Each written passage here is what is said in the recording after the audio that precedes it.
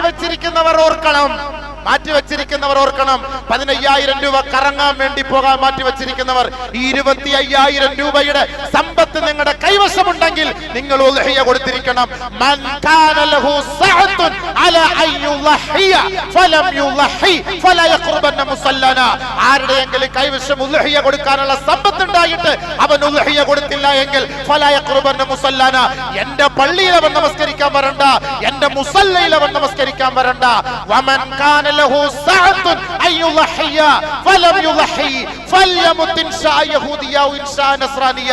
ആർക്കെങ്കിലും ഉൽഹിയ കൊടുക്കാനുള്ള സമ്പത്ത് ഉണ്ടായിട്ട്, കഴിവുണ്ടായിട്ട്, ഒരു ഷെയറെങ്കിലും ചേരാനുള്ള കഴിവുണ്ടായിട്ട് ഫലം യുളഹി, അവൻ ഉൽഹിയ കൊടുത്തില്ല എങ്കിൽ ഫൽയമത് ഇൻഷാ യഹൂദിയ ഔ ഇൻഷാ നസ്രാനിയ, ജൂതനോ നസ്രാനിയോ ആയിട്ട് അവൻ മരിച്ചു പോകട്ടെ, ചത്തുപോകട്ടെ. കമാ ഖാല റസൂലുള്ളാഹി.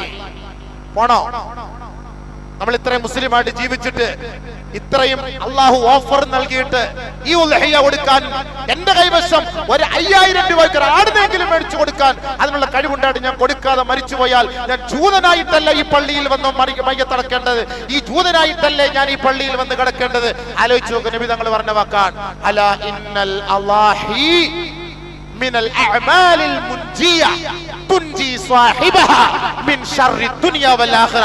ഓർക്കണം, ഉൽഹിയ എന്ന് പറഞ്ഞാൽ ദുനിയാവിന്റെ ഷർറുകളെ തൊട്ട് അല്ലാഹു തആല തടഞ്ഞു നിർത്തും. നിങ്ങളുടെ കുടുംബങ്ങളിൽ പ്രശ്നങ്ങൾ ഉണ്ടെങ്കിൽ നിങ്ങൾ നിയത്ത് ചെയ്യണം, അല്ലാഹുവേ ഞാനൊരു മൃഗത്തെ വാങ്ങി ഞാൻ സദഖ ചെയ്തേക്കാം, ഹദിയ ചെയ്തേക്കാം. ഈ ഉൽഹിയ അല്ലാത്ത സന്ദർഭങ്ങളിൽ നിങ്ങൾക്ക് മാറാത്ത പ്രശ്നങ്ങള്, കുടുംബത്തിൽ മാറാത്ത വിഷമങ്ങള്, മാറാത്ത രോഗങ്ങള് നിങ്ങൾക്കുണ്ടോ, നിങ്ങൾ നിയത്ത് ചെയ്യണം, അല്ലാ ഞാനൊരു മൃഗത്തെ വാങ്ങി ബലി കൊടുത്തേക്കാം, എന്റെ മകളുടെ രോഗത്തെ ശിഫയാക്ക്, എന്റെ കുടുംബത്തിലെ പ്രശ്നത്തെ ശിഫയാക്ക്.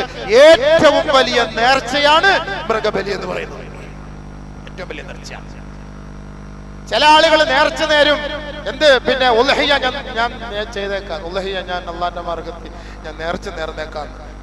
നേർച്ച ആരെങ്കിലും ജുമാ നിസ്കാരം നേർച്ച തരുമോ? ഞാൻ ഇന്ന് ജുമാ നിസ്കരിച്ചേക്കാം, അള്ളാഹ്ക്ക് വേണ്ടി ഞാൻ ഒരു നേർച്ചയാണ് ജുമാ നിസ്കരിക്കാൻ, അതുകൊണ്ട് ഞാൻ ആരെങ്കിലും ജുമാ നിസ്കരിക്കാൻ നേർച്ച തരുമോ? നോർ നിസ്കാരം ആരെങ്കിലും നേർച്ച തരുമോ? ഇത് ഇവന്റെ മേലെ നിർബന്ധമായ കാര്യം, ഇവൻ പിന്നെ അതിന് നേർച്ച നേരാൻ?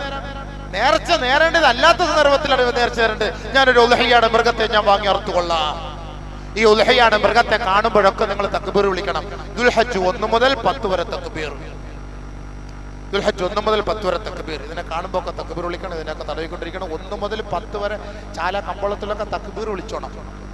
1-ാം തീയതി മുതലേ വിളിച്ചോണം, വിളിച്ചോണ്ടേ കട തുറക്കാൻ പോകാം. നിയമം അത്. അതൊക്കെ ഇൻഷാ അല്ലാഹ് അടുത്ത ആഴ്ച അതുമായി ബന്ധപ്പെട്ടും ഈ ഉൽഹിയ മൃഗത്തെ പരിചരിച്ചാൽ ഉണ്ടാകുന്ന ഗുണങ്ങൾ കൂടെ പറഞ്ഞു.